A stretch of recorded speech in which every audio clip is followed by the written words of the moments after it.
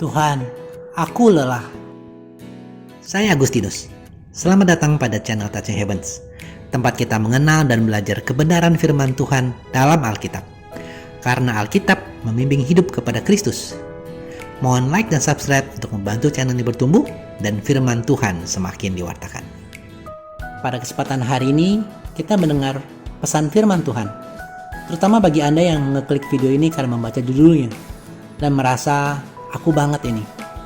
Teman-teman, hari ini Tuhan mau melawat Anda, mau memperbarui semangat dan kekuatanmu, dan terutama Tuhan mau Anda bangkit dan kembali berkarya untuk kerajaan Allah. Sebagai manusia, kita menjalani hidup tentu tidak lepas dari yang namanya tantangan atau masalah. Dan seringkali tantangan ini datang bergulung-gulung. Yang satu belum selesai, datang lagi 3 yang lain. Hal-hal ini bisa berupa kabar buruk, keadaan sakit, tumpukan kerjaan, bahkan hujan sertanya di jalan membuat Anda baju dan celanamu basah. Bisa banget hal ini yang menurunkan semangat hidup seseorang, dan saking banyak tantangan, Anda jadi freeze, bingung, malah tidak berbuat apa-apa. Tuhan tahu banget kondisimu, dan Tuhan bukan jauh, tapi Tuhan ada bersamamu dalam semua kondisi itu. Seperti janjinya di Matius 28 ayat 20. Dan ketahuilah, aku menyertai kamu senantiasa sampai kepada akhir zaman. Tapi kenyataannya, aku merasa lelah. Dan mengapa Tuhan membiarkan yang tidak enak itu terjadi? Mungkin itu teriakanmu dalam hati. Ada beberapa hal hari ini yang kita bisa praktekkan dari firman Tuhan. Yang pertama, silakan Anda cek kembali ya, cukupkah waktu istirahatmu? Di bidang medis dikatakan orang dewasa perlu sekitar 7-8 jam setiap harinya.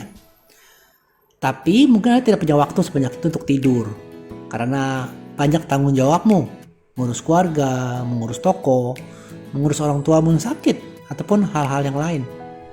Tapi paling tidak, usahakan di jam tidurmu, Anda bisa tidur dengan berkualitas, atau istilah medisnya deep sleep, atau istilah kita yang umum tidur nyenyak ya teman-teman. Bagaimana caranya? Caranya dengan dimulai berdoa sebelum tidur. Ini bukan sekedar berdoa rutin, tidak hanya sisa-sisa waktu dan aminnya besok pagi. Tapi lumayan kalau misalkan aminnya besok pagi, artinya kamu tidur nyenyak. Tapi ini adalah doa sebelum tidur yang menjadi momenmu untuk mengucap syukur atas semua yang terjadi sepanjang hari itu, baik ataupun kurang baik. Juga momen untuk berserah dan menyerahkan segala khawatirmu, menyerahkan harapanmu kepada Kristus. Ini seperti yang difirmankan Tuhan dalam Matius 11 ayat 28. Marilah kepadaku semua yang letih lesu dan berbeban berat, aku akan memberikan kelegaan kepadamu. Teman-teman, mintalah kedamaian dalam Kristus dan percayalah dalam pelukannya. Seperti waktu kita masih kecil, betapa nyenyaknya kita tidur di dekapan mama. Dan hal ini seperti yang dikatakan Daud dalam Mazmurnya, di Mazmur 4 ayat 8. Dalam damai aku akan berbaring dan tidur, karena hanya Engkau Tuhan. Buatlah aku diam dengan aman. Yang kedua adalah stop khawatir.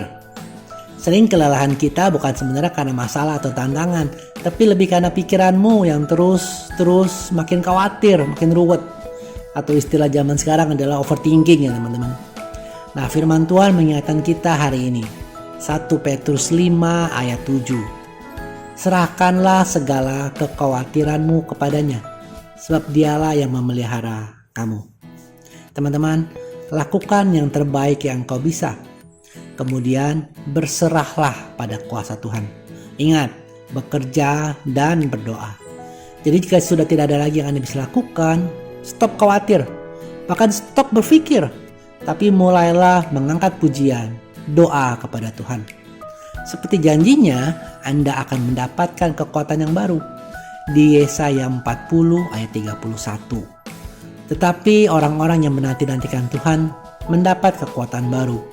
Mereka seumpama Raja Wali yang naik terbang dengan kekuatan sayapnya. Mereka berlari dan tidak menjadi lesu. Mereka berjalan dan tidak menjadi lelah. Dan hal yang ketiga adalah share bebanmu, teman-teman. Share bebanmu dengan saudara-saudara seiman yang mampu membantumu. Ingat, jangan sembarang share ya, tapi cari kakak rohani, pembimbing rohani, atau mereka yang dewasa dalam iman. Mereka pasti mau dan bisa membantu, atau paling tidak bisa berdoa bersamamu. Seringkali kita harus menjalani tantangan yang sedang kita hadapi ini. Tuhan Yesus sendiri di Taman Getsemani berdoa, tapi dia harus menjalani jalan salib. Nah, teman-teman, bersama Tuhan dan saudara-saudari dalam iman, kita bisa menjalaninya. Ingat bahwa masalah atau tantangan yang Anda alami, orang lain sudah atau sedang mengalaminya juga. Ini tertulis dalam 1 Korintus 10 ayat 13. Pencobaan-pencobaan yang kamu alami ialah pencobaan-pencobaan biasa yang tidak melebihi kekuatan manusia. Sebab Allah setia, dan karena itu Ia tidak akan membiarkan kamu dicobai melampaui kekuatanmu. Pada waktu kamu dicobai, Ia akan memberikan kepadamu jalan keluar sehingga kamu dapat menanggungnya. Jadi bersama teman-teman saudara seiman kita jalani, dan ingat, pencobaan-pencobaan yang sedang kamu alami, tantangan-tantangan, masalah itu adalah masalah-masalah biasa. Tuhan sudah memberikan kekuatan dan Tuhan tahu Anda bisa melakukannya, Anda bisa melampauinya. Dan sebagai penutup, mari kita bersama baca firman Tuhan dari Yesaya 41 ayat 10 ini. Jangan takut, sebab aku menyertai engkau. Jangan bimbang, sebab aku ini Allahmu. Aku akan meneguhkan, bahkan akan menolong engkau. Aku akan memegang engkau dengan tangan kananku yang membawa kemenangan. Terima kasih sudah menyaksikan. Sampai bertemu pada video kenal kita Rabu depan. Kasih karunia Tuhan Yesus Kristus menyertai Anda sekalian.